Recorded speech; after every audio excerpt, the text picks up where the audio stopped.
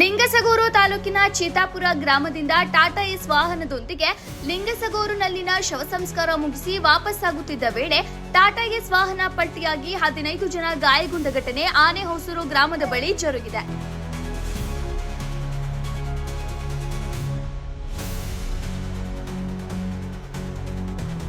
ಅದೃಷ್ಟವಶಾತ್ ಯಾವುದೇ ಜೀವಹಾನಿ ಸಂಭವಿಸಿಲ್ಲ.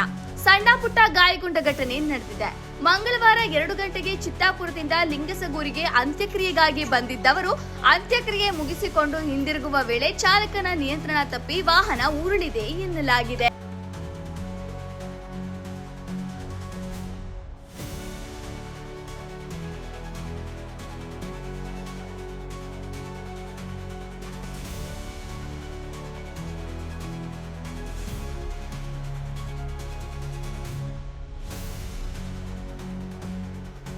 ಗಾಯಗೊಂಡವರನ್ನ ತಕ್ಷಣ ಸ್ಥಳೀಯರು ಲಿಂಗಸಗೂರು ತಾಲೂಕು ಆಸ್ಪತ್ರೆಗೆ ದಾಖಲಿಸಿದ್ದಾರೆ. ಅದೃಷ್ಟವಶಾತ್ ಯಾವುದೇ ಪ್ರಾಣಾಪಾಯ ಸಂಭವಿಸಿಲ್ಲ. ಘಟನಾ ಸ್ಥಳಕ್ಕೆ ಪೊಲೀಸರು ಭೇಟಿ ನೀಡಿ ಪರಿಶೀಲನೆ ನಡೆಸಿದ್ದು ಪ್ರಕರಣ ದಾಖಲಿಸಿಕೊಂಡು ಮುಂದಿನ ಕ್ರಮ ಕೈಗೊಂಡಿದ್ದಾರೆ. ಎಲ್ಲಿಗೆ ಹೋಗಿದ್ರಿ?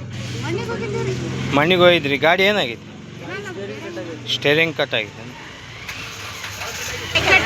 ಎಷ್ಟು ಮಂದಿ ಇದ್ರಿ?